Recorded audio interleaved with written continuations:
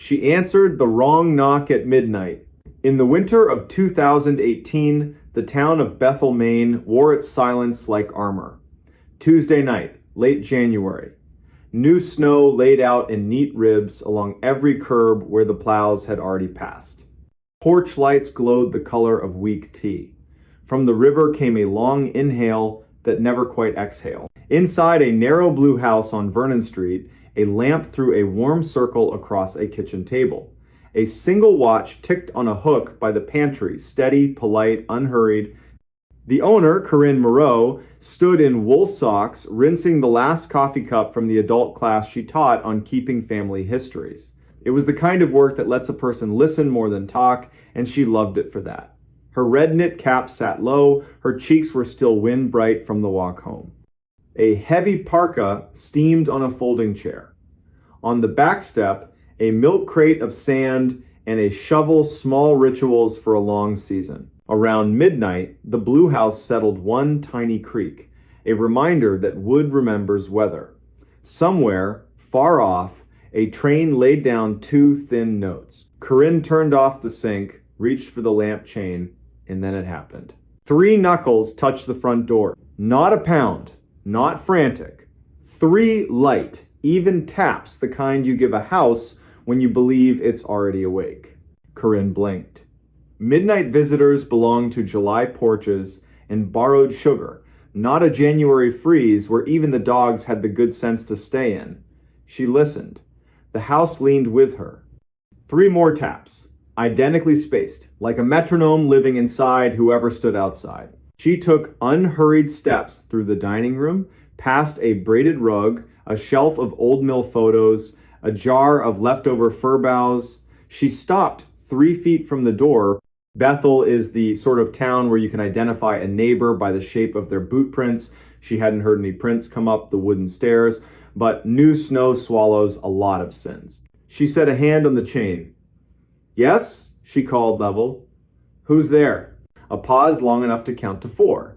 Then a soft, tired voice, young or simply worn out by the night. "Sorry, ma'am, I'm looking for the Deans. Wrong house, I think." The Deans lived 2 streets over near the school. Mustard clapboard, perennial porch light. Corinne pictured a face gone red with cold and embarrassment. She kept the chain engaged, turned the deadbolt, and cracked the door an inch, then 2. Cold came in like a hand. No one stood there. In the pale coin of her porch light, empty boards, black wet seams where snow was melting on the rail, the faint hiss of flakes falling without wind. The street lay smooth and unwalked, a quilt. She lifted her eyes. Nothing moved. "Hello," she said. "I heard you. I can help you find the Deans." Silence.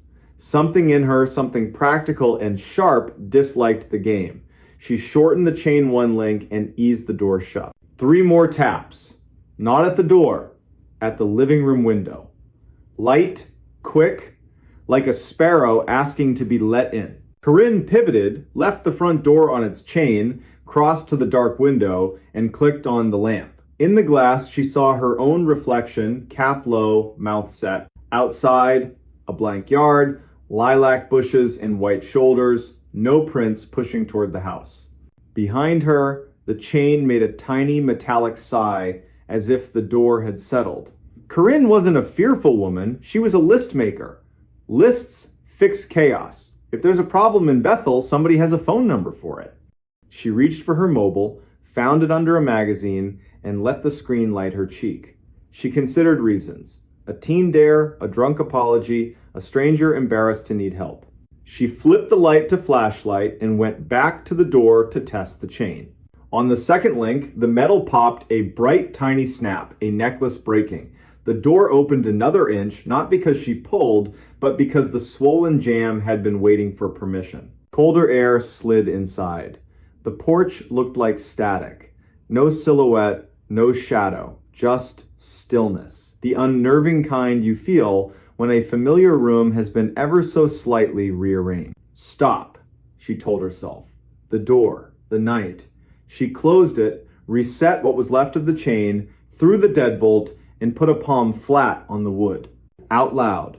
For her own nervous system, she took inventory. Door shut, chain up, deadbolt engaged. I'm inside. Snow on the porch. No footprints. It's after midnight. I'm calling non-emergency now. Rilla at the sheriff's office answered with a flannel voice. Corinne summarized, 3 knocks, wrong name, empty porch, window taps. Rilla took the address, promised a deputy after helping a stranded car on Greenwood Road, and asked if Corinne was alone. Yes. Then, do not open again for anyone you can't see and greet through glass. Understood, Corinne said, and said Rilla's name back to her, because names make long nights shorter. She switched off the hall light and watched her street from the living room window. Across the way, the blue house was dark. Miss Doyen had gone to Lewiston for the week. A camper sagged under a tarp. Farther down, the broker's wire reindeer still stood in their thin fur coats. Snow hushed everything. The heater sighed and fell silent. Shadows stretched, then tightened. Her reflection in the window became a stranger standing too close. She looked at the doormat, no melt. The rail, no hand. A soft shuffle at the back door. She didn't flinch. She moved by plan. The back door had a small square of frosted glass. Anyone became a blur behind it. Corinne set her fingertips on the wood. Deputy? She called, letting the word do some work. If that's you, please speak. The shuffle paused, then nudged left, where the sand crate Saturday. Plastic tapped softly, like a toe on a toy. Fox? Curious neighbor? Someone deciding whether to be decent? A thin snake of cold slid under the gap and wrapped her ankles. She saw herself, from above, a woman in wool socks coaxing her house into staying brave. Please, a voice said, but not from outside, from the dark phone in her hand, a live line hollowness. Please, can you help me? Wrong house. Wrong number. I have the wrong number. She woke the screen. No incoming call, only her outgoing to the sheriff. She set the phone on the counter like it was an egg she didn't want to crack and realized her mouth had gone dry. A glass of water steadied her hands. Her teeth clicked the rim. Small, human, ordinary. The back door knocked again. Not gentle now. 3 careful, even raps with weight behind them. The doorknob twitched, tested, stopped. Headlights washed Vernon Street with white bars. A cruiser idled. A brown-jacketed shape stepped into her porch light and raised a hand. Corinne's whole body let go. Deputy K. Bourdain, tired, decent, stood in snow-dusted eyebrows and a hat that had seen winters before this one. Evening, ma'am. You called about a knock? She told it straight. The taps. The wrong name. The empty porch. The window. The back door. The voice on a silent phone. He didn't smirk. He did the quiet arithmetic of a person paid to stand between strangers and the night. He asked to walk the perimeter. She waved him on. His beam skimmed low, the way you do when you care about tracks more than drama, he murmured to his radio. When he came back, cuffs whitened. He shook his head once. Not a print, he said. Doormat stone cold. New powder should have told on anyone coming up your steps. If they were here, they were careful or weightless. It read like a joke. It didn't feel like one. He thumbed the snap chain like a jeweler. Old metal. January is mean to things that work hard. He left a card. If it happens again, call. Don't open. Even if it says my name, if it knows my name, call twice. He drove off with the small promises that keep small towns upright. Corinne reset the door, stood by the window until the glass grew warm under the lamp, placed the broken link on the table, and said the deputy's name out loud. Kellen Bourdain. The pantry watch ticked once in agreement. Sleep didn't come. She didn't insist. She dozed, sitting up in her grandmother's chair, to the heater's patient cycle and the sibilant peace of falling snow. Morning arrived honest. Plows took back the street with orange mouths. Coffee turned the world 1 degree kinder. Corinne ordered a new chain and deadbolt. The hardware owner offered to drop them by just to have something to do. By lunch, the bright brass was installed and the house breathed easier. By late morning, she'd nearly filed the whole thing under odd but survivable. She phoned the dean's no midnight wanderer. She checked on Mr. Bix, his porch light would stay on. The librarian, honor Bly friend, former student, stopped by with a scarf over her mouth. Rilla says your house tried on a ghost. A generous word for a good knock, Corinne said, making tea. When she mentioned the voice through a dark phone, Honor's hand went to her own pocket. My Aunt Reba got a call during the 2009 storm, Honor said, from my uncle's number. He was on the couch next to her. No sound. Then a voice used her name like it had a library card. She set the phone down and said my uncle's name twice. The voice said, no, like it was correcting her. Did she believe it? I believed the way she sounded when she finished, like she'd passed a test she never agreed to take. They made a plan. Supper at Honors above the library, cards, easy conversation. At 3:40, the hardware man fit the new chain, talking loudly and cheerfully about a raccoon that learned to knock with a spoon. Corinne dropped the broken link into her desk. Not to keep, just not to throw away on the day it happened. The evening at Honors was ordinary, in the best way. Garlic, old paper, a radio station from the middle of the country. At 10:10, Corinne walked home under a coin moon, let herself into the blue house at 10:32, and set her keys in the bowl. At 10:36, 2 quick knocks at the front door. She stood with her palm a hand width from the wood. I'm not opening, she said, frank but not rude. Say your name and purpose or try another address. Silence. Then the almost bass of a voice felt in the chest more than heard. Please. Wrong door, wrong number. Same words. Heavier.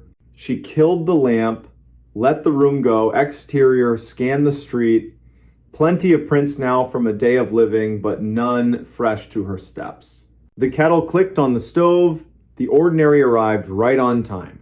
She poured tea, decided her mouth would speak only on purpose. At 11:03, 3 polite knocks at the back door. She dialed non-emergency again. This time Kent answered voice like sand. A car was close. She thanked him twice. She braced her feet, let her body remember its own width. Watched the frost square turn the dark to lace.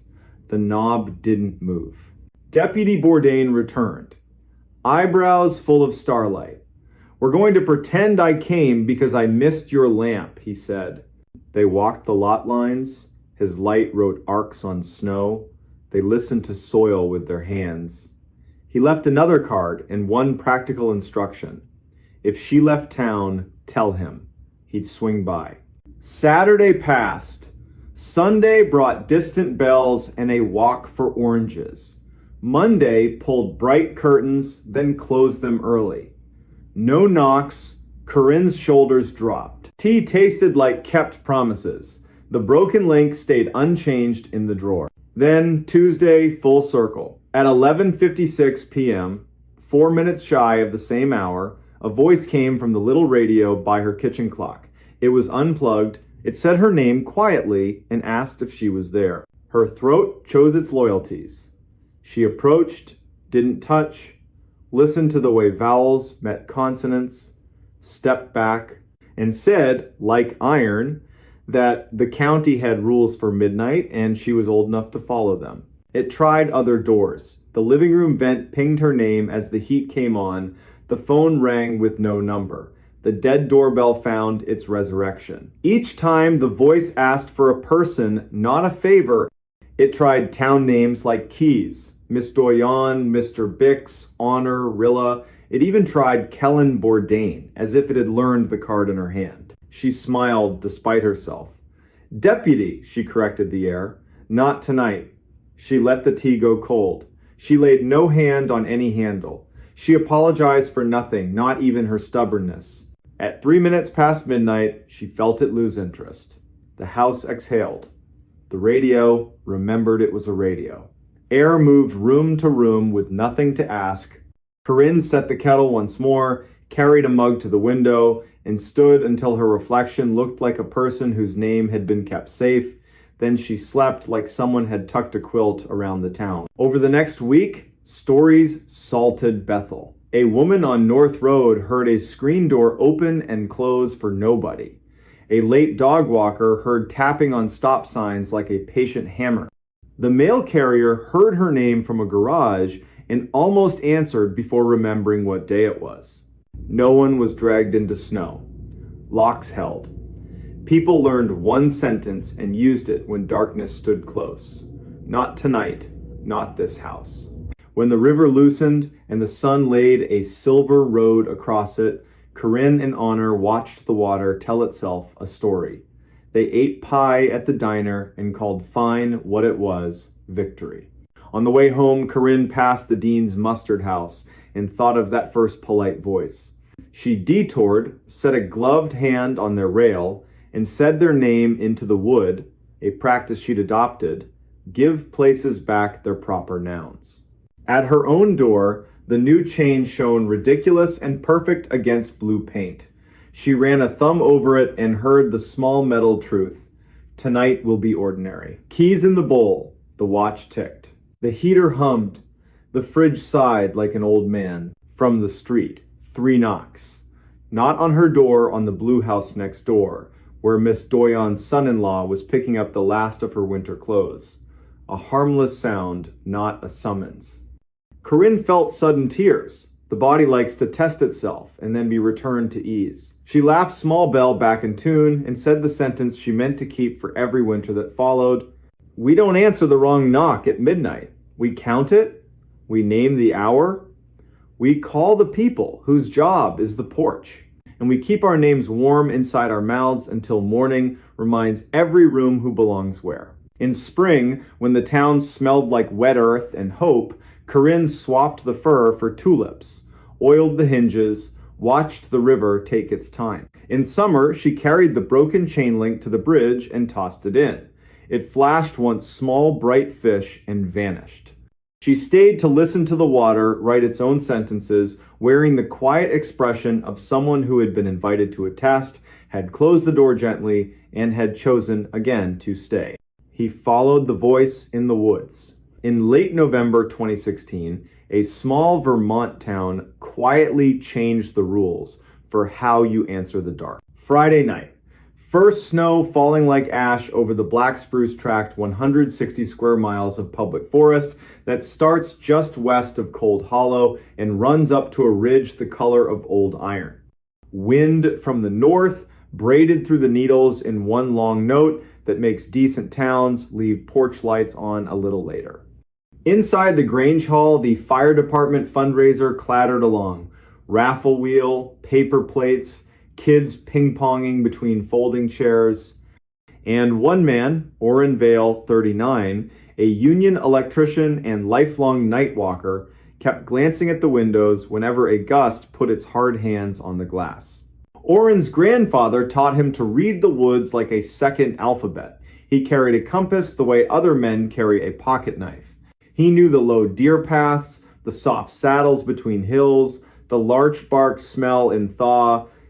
He also knew the old county stories, the ones people tell without leaning in, the ones that move through a place like blood and show up on the skin only when the month turns cold. He knew them and didn't believe them, which his grandfather used to say is the quickest way to trip. At 9:30, the last raffle number got called. A cheer, a whistle under the eaves. Orrin stepped outside to swap boots at his truck. Official reason.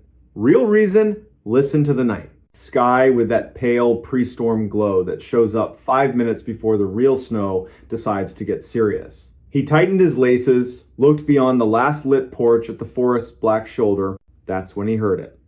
A word as soft as an unfinished thought. Hello! He locked up like an animal when a twig snaps wrong.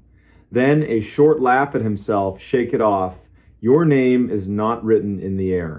Street still ordinary. A plow truck idling on the corner, TV glow in a window, boots crunching frozen grit. Nobody else stopped. He headed home, head down against the fine sting.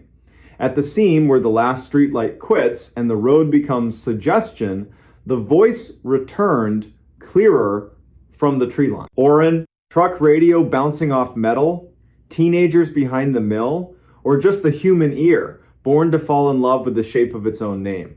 He didn't speed up, didn't slow down. Turned into his drive, hand on the knob, door opened, and the room, warm, yellow, smelling of dry wood and laundry soap, closed around him like a decision. Tea, boots off, house creaking as it accepted the cold.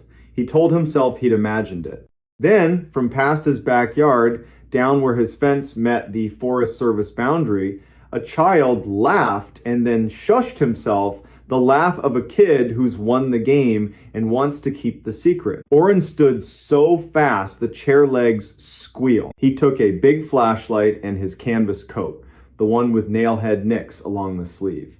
Back step, breath in like medicine. The beam cut a clean cone through first skinned snow, birch leaves stuck like coins. Official reason, check the fence. Animals find holes like water. Real reason, follow the voice he said he wouldn't follow. 30 yards to the boundary, then down into the shallow gully where an old logging road becomes a mud stream in spring and a dark ribbon in summer. Tonight, a white seam sewn into black. He stepped over the sagging cedar corner post thing had wanted to retire for years. Stood in the old road. Trees leaned in, not unfriendly, just present. Far, nearer, then in the space between two breaths from nowhere at all. Oren. Over here. Flat. Calm. Spoken by someone who knew he would come. Whoever you are, wrong yard. He said to give his mouth something to do. The wind eased. The light found only clean snow. Here's where the story could have ended. He could have gone inside, called Deputy Thad Lorman, and said the sentence men like him hate. Maybe I'm imagining things. Turn the deadbolt, put the kettle back on, let the weather change the subject. Instead, because his grandfather taught him to meet strangeness with stride, he went forward 2 paces, then 2 more. Good woods do a winter trick. Honest dark makes day colors inside it. Oren walked 100 yards. 200. Counting numbers in his head must match the length of his stride. The road bent, fell, rose. The voice stayed at a leash-length distance. Third bend, a smell he couldn't place. Not smoke, not rot. A peculiar clean copper coins in snow stream under ice where no leaf has fallen. He stopped.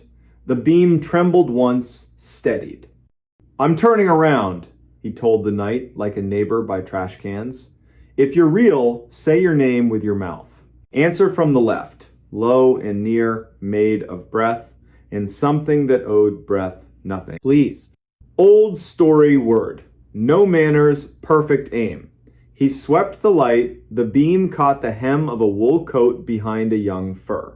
A dark sleeve, a pale idea of a face. His breath snagged, the sleeve moved a little. 2 slow steps, the way you approach a skittish dog. A woman. Mid-20 seconds. Hatless, hair slicked to her skull by wet snow. Wide eyes, not panic, just far away, like someone who's been walking too long in a sentence that won't end. City boots? Wrong season. She didn't look at Oren, she looked past him, toward the place where home lives in a man's imagination when he's far from it. Please, she said again, the syllable making a bull-sized cloud.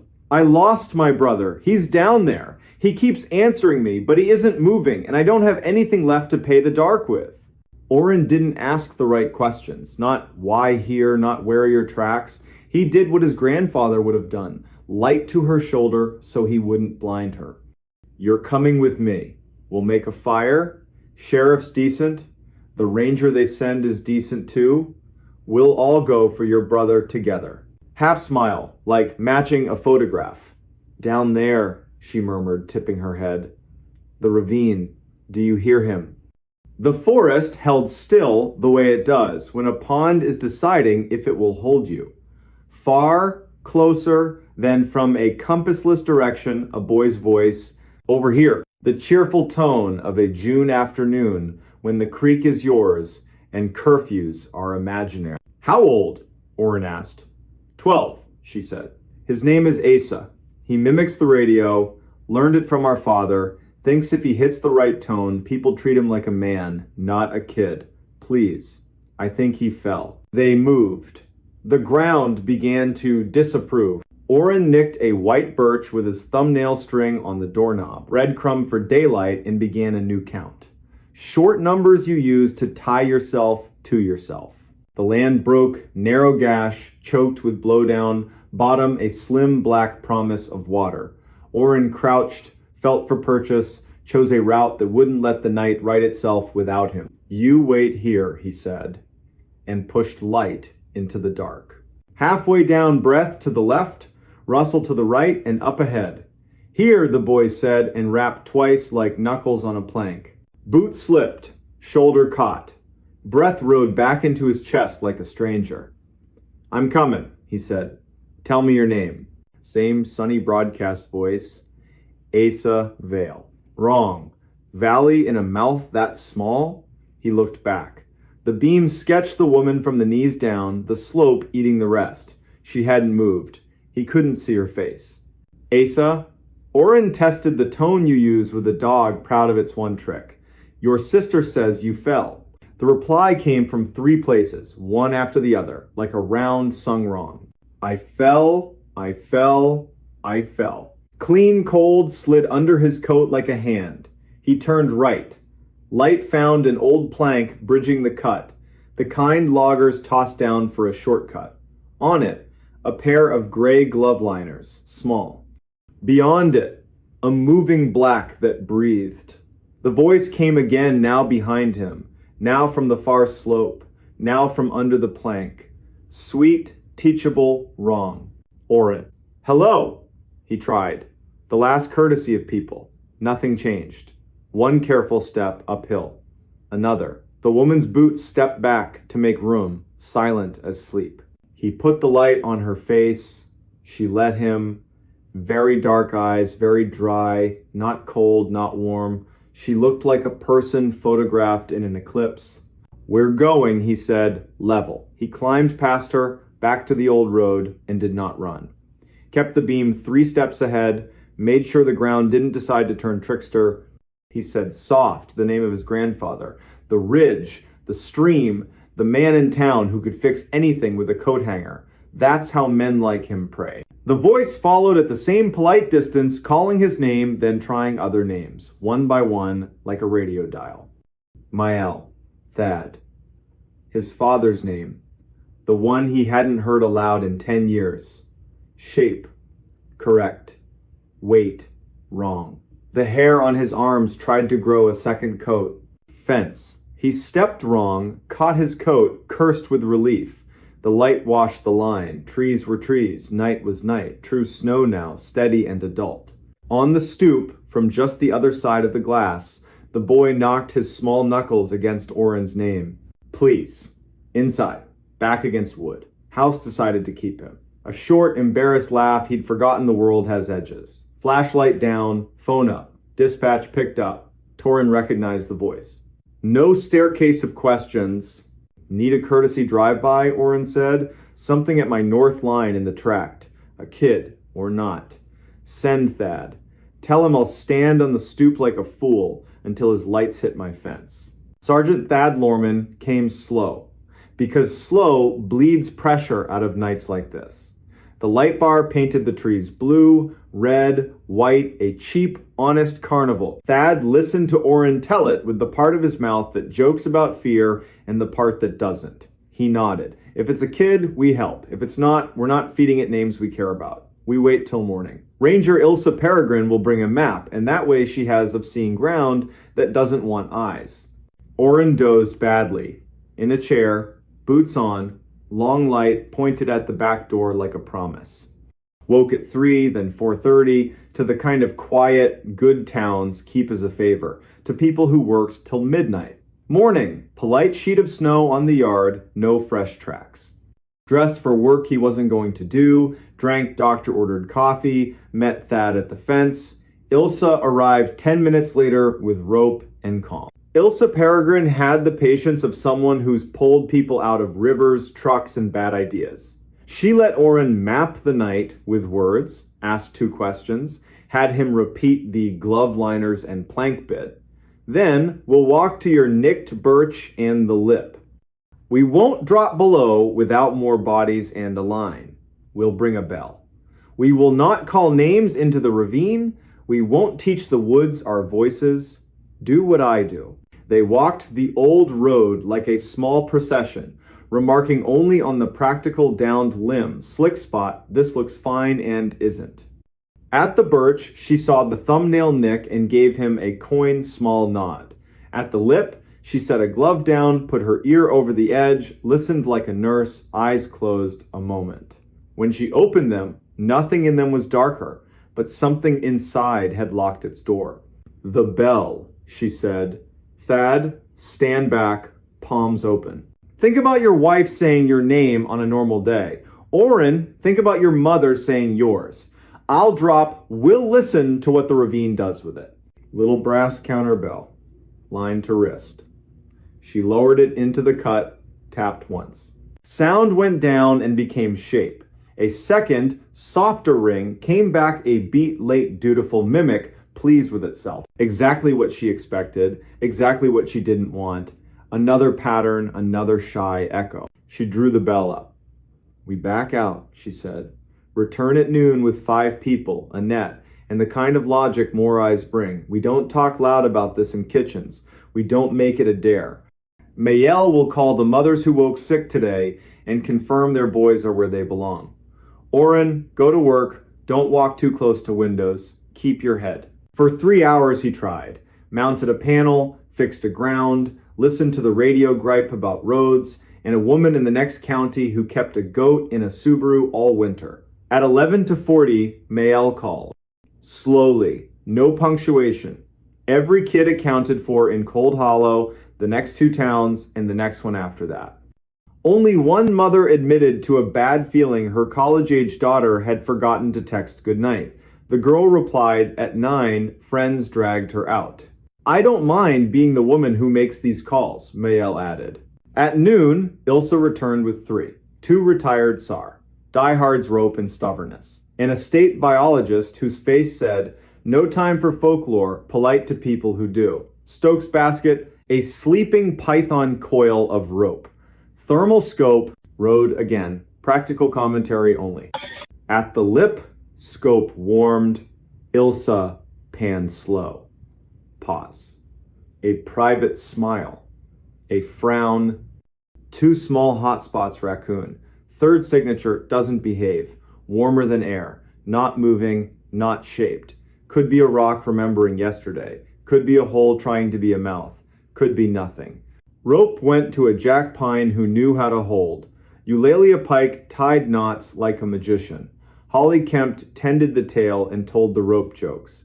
Ilsa clipped in, checked gloves, looked at Oren. If I say walk, you walk. If I say sing, you sing. If I say back, you're halfway to the fence before I finish the word. Do you understand? Yes. She went over, no hero, just a person who rations courage by the cup. The basket followed, empty. Holly paid out, Eulalia counted. Thad kept palms open. Oren murmured the names again. The wind pressed its shoulder, then backed away, embarrassed. At the plank, Ilsa set her hand on the wood, didn't cross. Leaned, looked. The ravine hummed like a refrigerator in an empty house, steady, unashamed work. Her voice rose, clear without being loud. I see a glove. I see a hair tie. I see a shape that might be a bag or water. Acting clever. No body, no tracks. Mud's wrong. Too smooth for this time of year. Holly net. Down it went. She opened it, set it in the water, drew it slow fishing for a rumor. At the board she made a small sound, what you make when something lands in your hand that wasn't meant for you. A tape, she said. Cassette, labeled with a child's name. Ink bled, not a local surname. First name, maybe. Into a dry bag like a heart, looked left, right, beyond. Bring me up! At Oren's picnic table, Ilsa set the bag down. Holly opened it with thumb and forefinger reverence. The cassette slid onto a towel. Label. 3 stubborn letters. A smear. Another letter, a curl like the start of a V. A backward S someone had tried to fix. We take this to the county, Ilsa said. We don't play it at anybody's table. We don't invite it to speak until we decide who's earned the right to hear. Orrin with me. Thad, drive the long way and stop at every porch where a mother is watching the window too much. Say the sentence that helps. Eulalia, Holly, pie at Mael's. Tell her nothing but that the rope behaved. County building, gray carpet, binder smell. Tape on a clean towel. Evidence tech, Poe Dunnett, a kind face and an anvil name. Step back half a step, then forward. Gentle resurrection deck. Lid down like tucking a child. Play, hiss. A room trying not to be a room. Boy's voice high, those long rural vowels. Hello, he chirped. To whoever finds this. You're smarter than my uncle. He thought this was a good place to hide it. I thought it was a good place to make him pay attention. Orrin's hands went cold. Ilsa folded her arms. Poe watched the deck, not the wall. I learned from the weather radio, the boy went on. 2 notes, then a voice. So here are the 2 notes. A whistle. Almost true. This is a warning for Orrin Vale from Cold Hollow. I'll be by your fence tonight to ask for your attention because my uncle didn't give me his. Bring a real adult if you want. Don't bring a recorder. The ravine doesn't like competition. Poe's hand hovered over stop and stopped. Tape wobbled. The voice shrank. In the back, a woman spoke soft, far like another night in another room. The boy laughed. I'm not supposed to laugh here, he said. Click. Out like pinching a flame. 20 counts of silence. Then Ilsa said what needed saying. Someone taught a child to mimic the radio and throw it like a stone. Someone told a story to the wrong head and let that head go walking with it into a night. A tape fell into a ravine where water thinks about voices. Next time, we will not let the water talk first. They worked. Knocked on doors along the ugly highway west of the tract, a trailer. A man who wouldn't answer until Ilsa said please the way a daughter does to a stubborn father. He opened. Saw the tape, covered his face. Made a sound older than apology. Said one name without looking up. Asa had been 12 inches, 2006. His mother believed something that charged interest. His uncle believed in nothing but tricks. Asa memorized the weather radio panel like a prayer, used it for jokes, then defense, then art. He threw his voice into dark to see if the dark would throw it back. It did. One November night, he walked to the ravine to show the dark. He didn't come home. The uncle told no one, managed grief like a secret, called it clever. It was cowardice. They found a hair tie. 2 glove liners. In spring, when the ravine surrendered its slow winter work, a shoe with its lace still tied, and 1 small clean bone. They wrote what the report allowed. No spectacle, no feeding the woods names it hadn't earned. For a week, Orrin stood by his fence each night. Didn't call, didn't answer. Stood. Trees did the old work. Wind chose other halls. Once, very late, when the stars dropped their light lower, a voice from somewhere between branch and ground said his name without hunger. Orrin, like ticking off a list, he said nothing back, let air, cold, and needles speak over him. Went inside, boots by the door, slept without dreams. That winter, from Route 2, the tract looks like any black wall with silver on it. It is any forest. It will let you in if you bring a good map and let you out if you bring better friends. It will listen to anything you say, repeat very little. If you ever stand on a porch in first snow and something at the tree line uses your name, you'll do what Cold Hollow learned after Orrin Vale followed a voice once and decided not to. Again, go inside, put water on with her big. Call the person whose job is rope. Don't teach the night the words daylight will need. There are always voices in woods where wind earns its wages. Some are weather, some are water under ice. Some are branch and bird, wearing a rhythm our heads mistake for language because language is the rhythm we got to reach each other. And some are something else, a debt you pay by sitting still while the professionals work. If you must say anything to the dark, keep it brief and ordinary. Say your street, say your name the way you learned it when you were honest. Then say the one true sentence. Ranger Ilsa Peregrine gave this town to keep like a matchbox in a drawer. We are not answering you, we are not leaving you, we are coming back with more people and better light. The recording that should have never been played. Late September, 2013. Central Kansas. Wheat laid flat by wind that came off the prairie in long, mean sheets. The Sumner County Historical Annex, an old brick co-op turned archive, sat there taking it. Inside, one lamp, one table, one woman. Her name was Vesper Lyle, 38, precise. The kind of voice you imagine coming off a radio tower at dawn. Archivist on paper, stubborn caretaker in practice. That night she stayed late because the road crew dumped a pallet of boxes from a foreclosed farmhouse north of Caldwell. Ledger books, seed catalogs, Polaroids gone to ghosts. Then the fourth box, wrapped in a green bath towel, gone gray at the edges, a shoebox cassette recorder, handle cracked, church label on the underside, bruised purple from age. Someone had written a name in laundry marker, then crossed it out. Beneath it, a new line in neat hand, East Meridian Baptist, choir room, do not circulate. Vesper did what good archivists do, carded it, numbered it, turned her lamp so the warm circle held the machine like a stage. And then the wind rattled the front door, lightning blew out the entry glass. She reached for the switch, turned, and froze. The play button was down. The reels were crawling, lazy, stubborn, as if the tape was heavy with whatever it was about to make the room remember. Vesper crossed the floor, pressed stop. The button fought her like it'd been glued in place by time.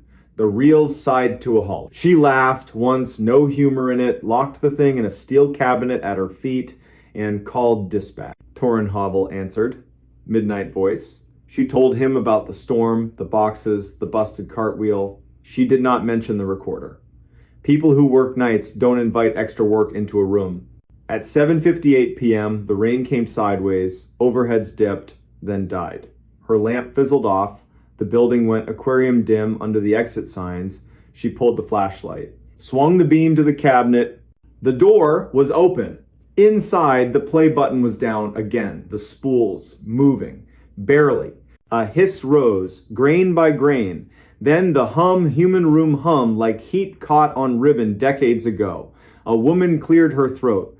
Trained voice, hymnal vowels. The room she was in back then held her like warm wood. If you have found this and you are not me, please stop, the woman said. Calm, terribly calm. This is not for you. This is for my own coward heart, to replay until I change. Vesper did not move. Rain hammered, then softened. The voice kept going. My name is Vion Hargris, East Meridian. Thursday evening, late 2003.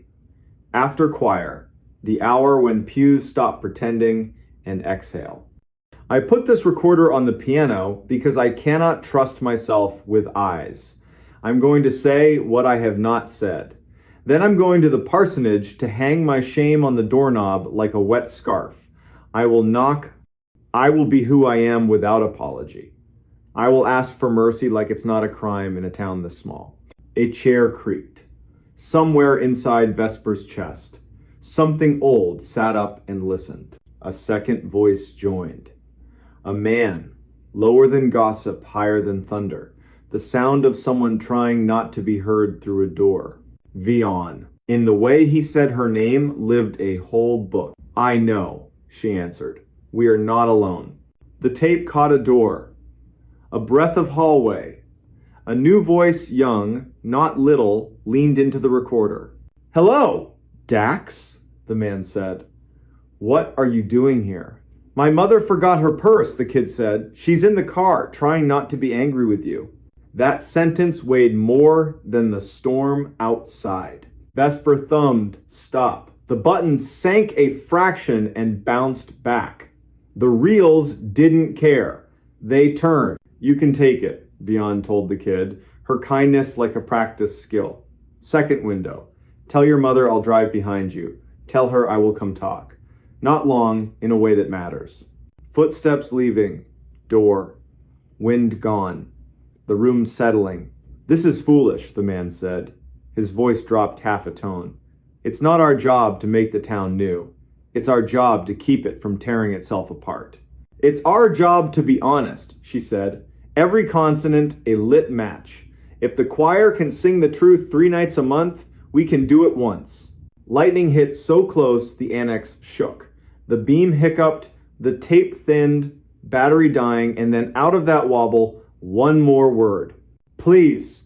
Vesper pressed stop hard. The machine obeyed. The building exhaled.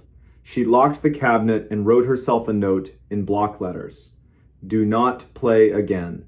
Call Reverend Ardell in the morning. Ask about East Meridian 2003 choir. She tucked it under her thermos lid, swept the flashlight once across the blind faces of 100 yearbooks, missed the cabinet easing open, missed the tired spring choosing itself in the dark. Morning. Sky scrubbed clean. East Meridian Baptist was the color of unsalted crackers. The door was unlocked. Of course it was.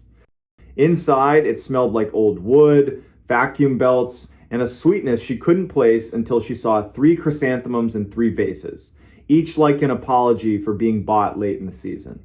A woman in a blue sweater crossed the aisle with bulletins in both hands. Maria.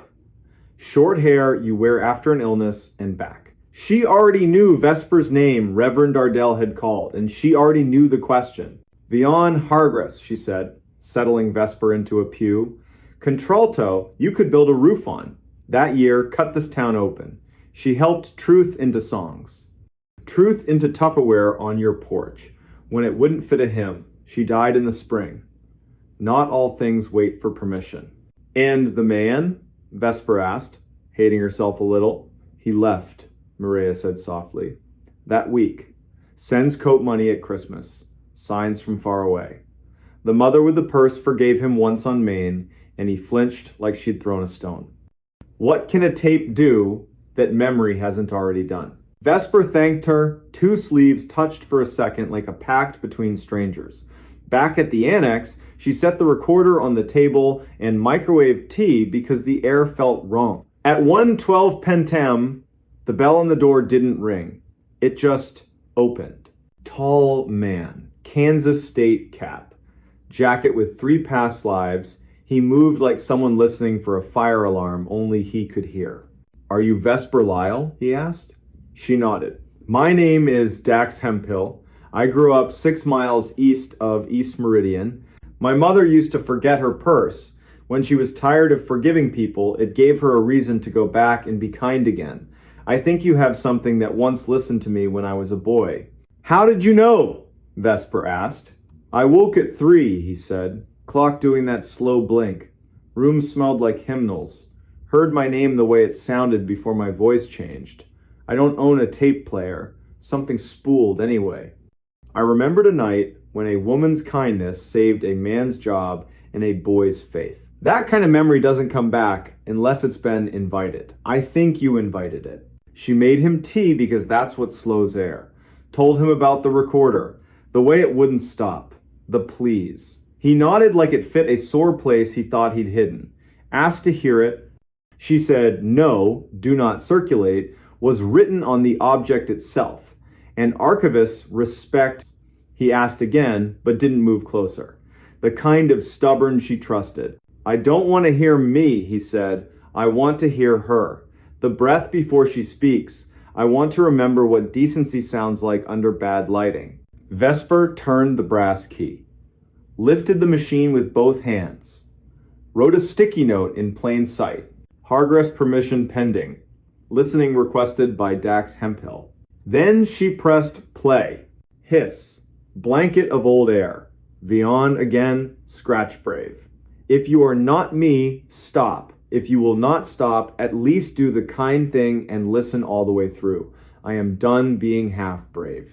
The machine jumped ahead on its own, like it knew where today needed to land. Back to the two voices after the kid left. Tires over road seams. We cannot, he said. We must not.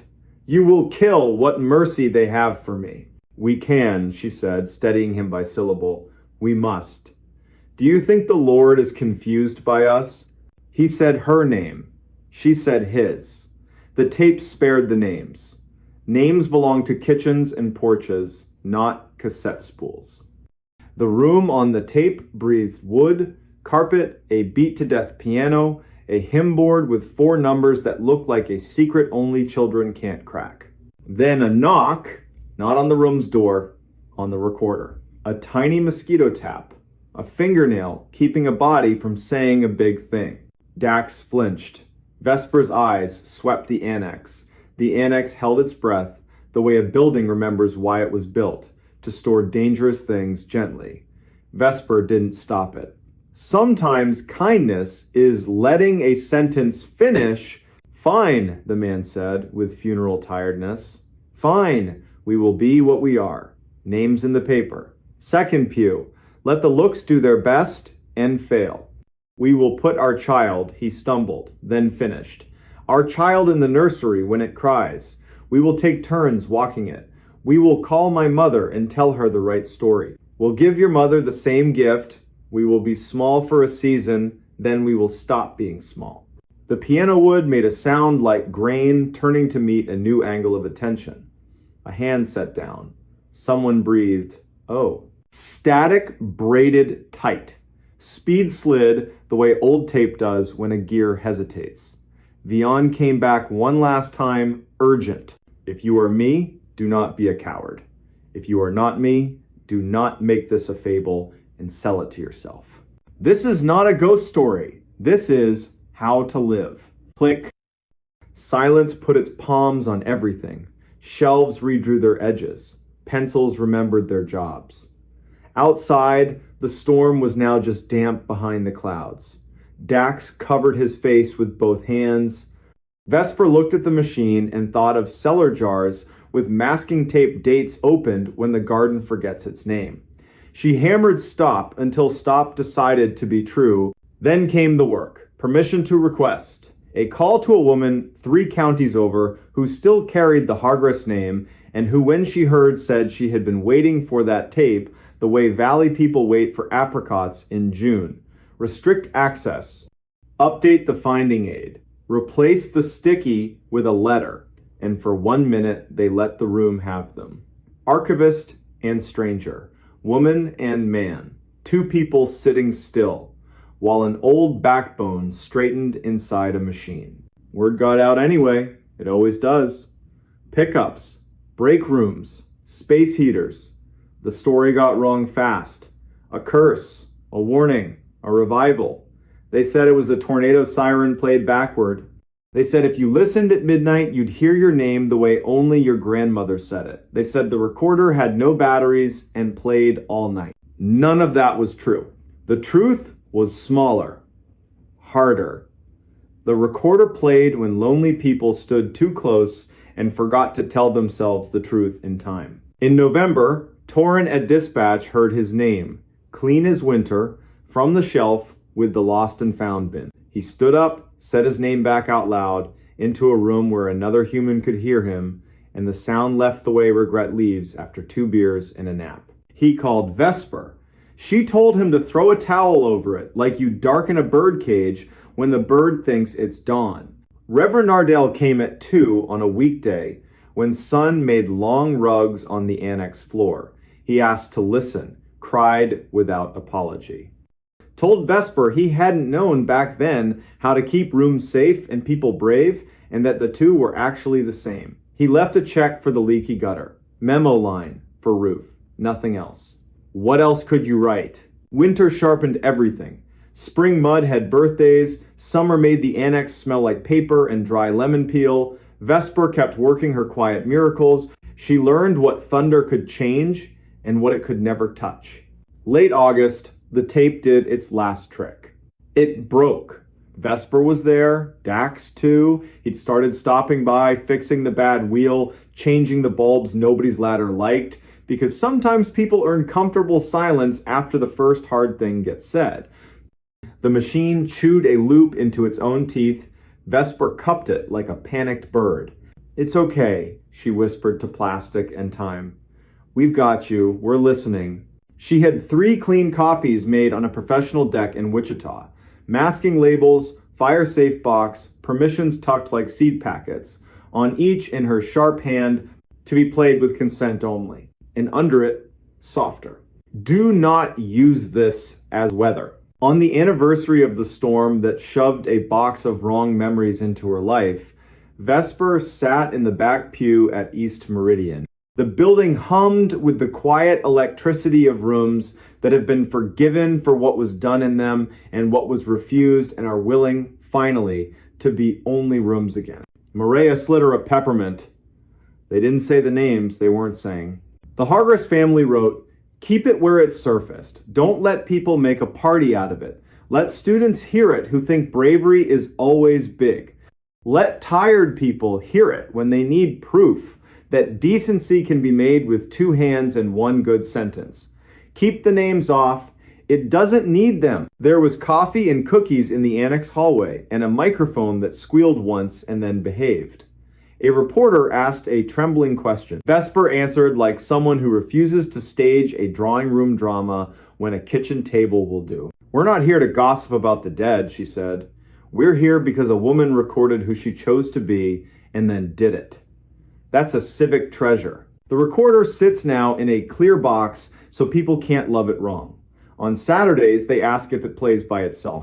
Vesper says, "Only when you stand too close and forget you're alive and allowed to speak." Then she hands them a pencil and a form and teaches them how to leave something worth keeping for the next bad night. If you drive east out of Caldwell in late September and the sky bruises again, you might see a single lamp in one window. You might open the door, hear the chime, and breathe a room that smells like paper and patience. You might notice a soft hiss from a machine that retired from magic and kept its dignity. 2 people at a table, one with a pencil, one with a small wrench, bent over a ledger. You might understand why the recording should never have been played, and why, since it was, the only right response is to live in a way that won't require another like it. When the rain finally tears free, it will be loud and brief. Gutters will try their best. The annex will settle deeper into its foundation. On a shelf in a locked box, a cassette will keep its peace. And in 100 kitchens and a dozen sanctuaries, voices will go on doing what they were built to do when they belong to bodies willing to be ordinary and brave. They will say, "Please." They will say, "Stop." They will say, "Go now, it's time." And in the smallest, steady way that haunts longer than any ghost, they will say, "We are listening." The door in his basement wasn't there yesterday. Late October, year 2018, West 73rd Street was getting shoved around by that lake wind, long, hard gusts that make whole blocks clench their teeth. Rain ticked the gutters like pinball.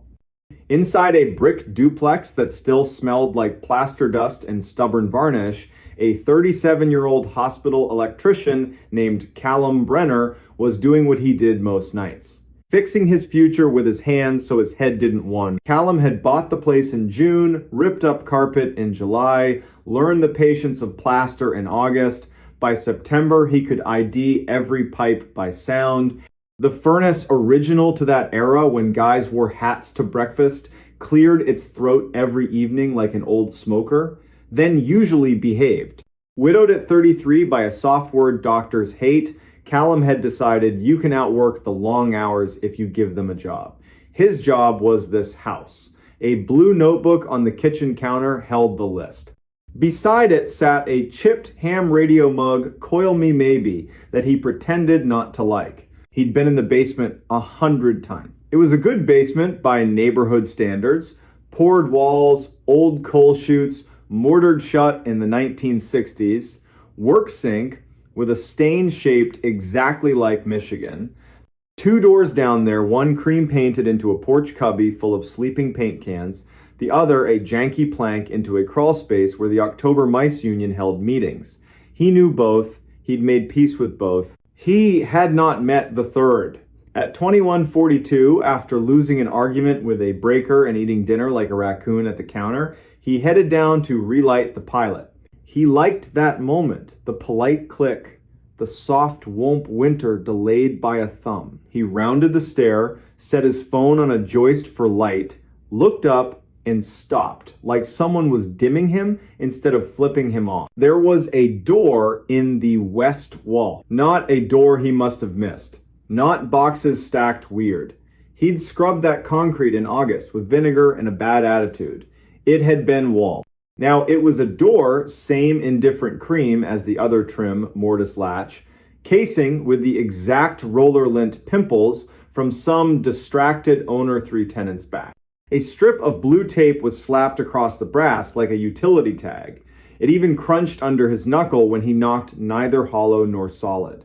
A hotel of a sound. Callum said it out loud. Because good rooms appreciate honesty.